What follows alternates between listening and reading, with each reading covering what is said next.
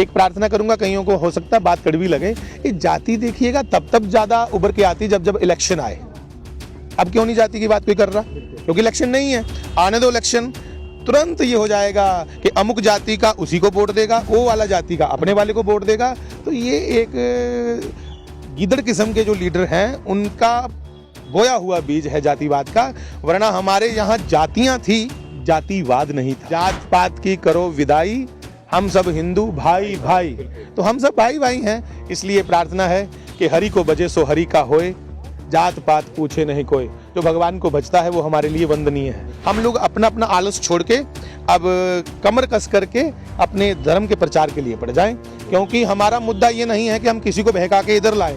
हमारा मुद्दा ये है कि जो यहाँ है अपनी अपनी परंपरा का पालन करे, एक दूसरे का विरोध न करे। समाज में आपस में फूट पड़े, और पुराना रूल है डिवाइड एंड रूल, हम वो पहले वाली राजनीति करते रहे, लोगों में फूट डाल डाल के राज करें।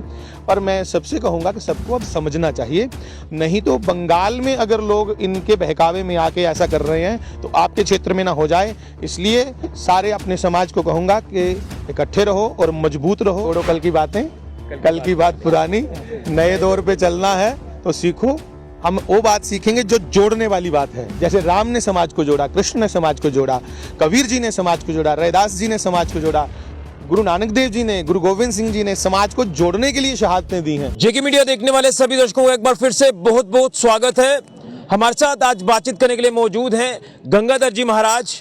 और आज जिस तरह से आप देख रहे हैं कि पूरे देश भर में हिंदू सम्मेलन आयोजित किए जा रहे हैं, हमें सबसे पहले ये समझना होगा कि हमें हिंदू सम्मेलन आयोजित करने का जो ये मौका है ये क्यों मिल रहा है। आज हम अपनी संस्कृति सभ्यता को भूलते जा रहे हैं। आज हम बड़े पैमाने पर कन्वर्जन का ये जो पूरा इशू है वो देख रहे हैं। इसी के साथ साथ कहीं ना कहीं लव जिहाद, लैंड जिहाद या फिर चिट्टा जिहाद, इस तरह के जो षड्यंत्र रचे जा रहे हैं, हिंदुओं को कहीं ना कहीं बांटने की कोशिश की जा रही है, जिसके चलते हिंदुओं को ये एक संदेश दिया जा रहा है हिंदू सम्मेलन के जरिए कि एकजुट हो जाए, अदरवाइज हमें जो है वो आगे आने वाले दिनों में बड़ी दिक्कतों का सामना करना पड़ सकता है। हमारे साथ जैसे मैंने कहा कि गंगाधर जी महाराज यहाँ पर विजयपुर में पहुंचे, भव्य विशाल हिंदू सम्मेलन में आज उन्होंने यहाँ हिस्सा लिया और यहाँ से एक हिंदुओं को इकट्ठा होने का संदेश भी दिया। महाराज जी, सबसे पहले तो आपका बहुत बहुत धन्यवाद है, आप अपना समय कीमती दे रहे हैं। मैं वही समझना चाहता हूँ कि आज हिंदू सम्मेलन करने का ये जो मौका है हमें क्यों मिल रहा है, ये समझने की जरूरत है। क्या कहेंगे इसको लेकर? जय श्री राम। देखिए, हिंदू सम्मेलन करने की ज़रूरत है इसलिए भी कि आप जब कुछ भी रिवाइव करते हैं तो उससे एक परिचय मिलता रहता अपना, और अपना परिचय होना बहुत ज़रूरी है। जब तक हम जानेंगे ही नहीं कि हम कौन हैं तो फिर गौरव भी किस बात का। तो आज इस पावन अवसर पर दसम पिता श्री गुरु गोविंद सिंह जी महाराज का भी आज प्रकाश उत्सव है, और इस पावन दिन पर विजयपुर में जो हिंदू सम्मेलन हुआ, बहुत आनंद आया। यहाँ अपनी परंपरा को सुना बच्चों ने, और रोमांच हो रहा था सुनते सुनते। गुरुओं की शहादतें, महापुरुषों की शहादतें, शिवाजी महाराज की शहादतें, फिर उसके साथ साथ अपनी परंपरा वैदिक तो है ही, वैदिक होने के साथ साथ आज तक अपने भारतीय हिंदू सनातन धर्म में हमारे शास्त्रों की एक भी बात को विज्ञान ने कहीं काटा नहीं है। मतलब यहाँ विज्ञान और धर्म इकट्ठे चल रहे हैं, ये हिंदू धर्म है। यहाँ जो विज्ञान आज कह रहा है उसी बात को हिंदू धर्म ने हजारों हजारों साल पहले कह दिया। तो मतलब कहने का कि एक वैज्ञानिक धर्म है जो, उसको जानने की बड़ी ज़रूरत है। तो हमारी पहचान हमारे साथ बनी रहे तो हम गौरव के साथ चलेंगे, हमारे परिवार गौरव के साथ चलेंगे। और सभी युवाओं को भी यहाँ से एक संदेश दिया गया कि आज जैसे युवा नशे की ओर भाग रहा है, तो मैं कहूँगा कि डोगरी चाहते हैं कि बेला दिमाग शैतानी दा कर।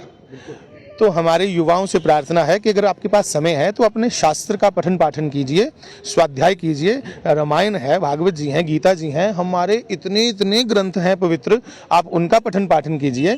और इतनी इतनी सेवाएं चल रही हैं, कहीं लंगर चल रहे हैं, कहीं अच्छे अच्छे सत्संग हो रहे हैं, वहाँ सेवा कीजिए। मेरे नौजवान भाई, आप नशे से बचें, उसके लिए ज़रूरी है एक तो आप व्यस्त रहें, और दूसरा अपनी परंपरा के प्रचार प्रसार में प्रत्येक युवक अपना योगदान दे, तब ही बात बनेगी। महाराज जी, हम देख रहे हैं कि हिंदू बिखर रहा है, उसका क्या एक मुख्य कारण ये जातिवाद का मसला लगातार बढ़ता जा रहा है? देखिए, जातिवाद का मसला कभी था, आज है नहीं। आज मैं कहूँ कि जानबूझ के उसको बनाया जा रहा है, इशू बनाया जा रहा है। और एक प्रार्थना करूंगा, कईयों को हो सकता है बात कड़वी लगे, ये जाति देखिएगा तब ज़्यादा उभर के आती जब इलेक्शन आए।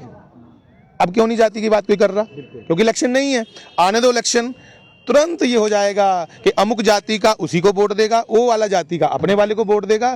तो ये एक गीदड़ किस्म के जो लीडर हैं उनका बोया हुआ बीज है जातिवाद का। वरना हमारे यहाँ जातियाँ थी, जातिवाद नहीं था। जातियाँ जरूर थी, जातिवाद नहीं था। और बहुत सी ऐसी कथा कथित किताबें बनी जिन किताबों के कारण समाज को उनमें पढ़ाया गया, देखो इतना बुरा हुआ, इतना बुरा हुआ। अरे भैया, इतना बुरा नहीं हुआ था जितना बता दिया गया। हाँ, अगर कुछ गलतियां हुई होंगी तो उन गलतियों से आज समाज सीख लेकर के वापस आकर के इकट्ठे होकर के चल रहा है। तो एक हमारे धीरेन्द्र शास्त्री जी ने बड़ा सुंदर नारा दिया, वहाँ हम यात्रा में थे दिल्ली, कि जात पात की करो विदाई, हम सब हिंदू भाई भाई। तो हम सब भाई भाई हैं, इसलिए प्रार्थना है कि हरि को भजे सो हरि का होए, जात पात पूछे नहीं कोई। जो भगवान को भजता है वो हमारे लिए वंदनीय है। लेकिन बिंदु कुछ खास है, जैसे मैंने कहा कि चंद पैसों के लिए कुछ लोग जो वो कन्वर्ट हो रहे हैं, और वो कन्वर्जन करवाने वाले जो षड्यंत्रकारी हैं वो लगातार हावी हो रहे हैं। क्या कहेंगे इसको लेकर? इसको ये कहूँगा कि हम जितने समाज ने जिन लोगों को प्रचारक के रूप में आगे किया है, हमें भी मेहनत थोड़ी ज़्यादा करनी पड़ेगी। हम भी सिर्फ अपने मठ मंदिरों को ना देखते हुए अब समाज में कुछ ज़्यादा काम करने की ज़रूरत है।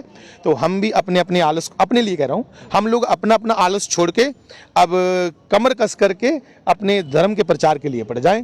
क्योंकि हमारा मुद्दा ये नहीं है कि हम किसी को बहका के इधर लाएं। हमारा मुद्दा ये है कि जो यहाँ है अपनी अपनी परंपरा का पालन करे, एक दूसरे का विरोध न करे। बिल्कुल, बांग्लादेश में हिंदुओं पर लगातार अत्याचार हो रहा है। वहाँ पर आपने देखा कि किस तरह से वहाँ पर हिंदुओं को मारा जा रहा है। और यहाँ पर कुछ पॉलिटिकल नेता, खासतौर पर कश्मीरी लीडर्स की हम बात करें, इल्तिजा मुफ्ती ने जो बयान दिया है कि वो हिंदुत्व को लेकर कहीं ना कहीं उनको दिक्कत हो रही है। क्या कहेंगे इसको लेकर? हालांकि कुछ पॉलिटिकल इसमें चीजें हैं, मैं उसमें ज्यादा नहीं जाऊंगा, लेकिन आप इसे किस तरह से देखते हैं? मैंने अभी अभी प्रार्थना की कि ये पॉलिटिकल कुछ गिदड़ किस्म के लोग हैं, उन अपनी गिदड़ भभकियों को इसलिए ही वो टाइम टाइम पे बोलते हैं कि समाज में आपस में फूट पड़े। और पुराना रूल है डिवाइड एंड रूल, हम वो पहले वाली राजनीति करते रहें, लोगों में फूट डाल डाल के राज करें। पर मैं सबसे कहूँगा कि सबको अब समझना चाहिए, नहीं तो बंगाल में अगर लोग इनके बहकावे में आके ऐसा कर रहे हैं तो आपके क्षेत्र में ना हो जाए। इसलिए सारे अपने समाज को कहूँगा कि इकट्ठे रहो और मजबूत रहो, तगड़े रहो। परिवारों में मजबूती आए, शरीरों में मजबूती आए, मानसिक मजबूती आए, धार्मिक मजबूती आए। और जब हम इकट्ठे होकर चलेंगे तो किसी की हिम्मत ही नहीं होगी हमारा विरोध करने की। जब बिखर के चलोगे तो फिर एक एक करके छट जाएंगे, है ना। लेकिन लव जिहाद, लैंड जिहाद, ये भी मैंने इश्यूज आपके सामने रखे हैं, क्योंकि कहीं ना कहीं आपके ही इलाकों में, आपके ही घरों में आकर आज कुछ लोग रह रहे हैं, अपना रैन बसेरा वहां पर कर रहे हैं, और वहीं से रहकर फिर वो षड्यंत्र रच रहे हैं। जैसे किराए पर मकान ले लेते हैं, फंडिंग उनको हो जाती है, और वो अपने वहां पर जो वो पैर जमाना लगातार शुरू कर चुके हैं। क्या कहेंगे? एक तरफ हमारी बेटियों को बहकाया जा रहा है, चिट्टा जिहाद जिस तरह से हमारे युवाओं को जो बरगलाया जा रहा है, उनको मेन स्ट्रीम से हटाकर गलत दिशा पर लेकर जाया जा रहा है। जब आपको मालूम होगा कि आपका कर्तव्य क्या है, तब आप अपनी ड्यूटी, अपने कर्तव्य को लेकर के चलेंगे। जब आपको मालूम ही नहीं, आप सिर्फ, ठीक है, स्कूलिंग एजुकेशन का मैं विरोध नहीं करता, पर सिर्फ किसी लैंग्वेज को सीख लेना एजुकेशन नहीं होती। हमारे यहाँ कहा गया कि सा विद्या या विमुक्त है, कि विद्या बहुत बड़ी बात है। मतलब जब आपको सतर्क होना पता ही नहीं है, खाली किताबी कीड़े बन के आज हमारा समाज चले जा रहा है, और उन किताबों को हम पढ़ रहे हैं जहाँ काल्पनिक तक कह दिया हमारे भगवान को, तो फिर बच्चे हताश निराश हो गए हैं।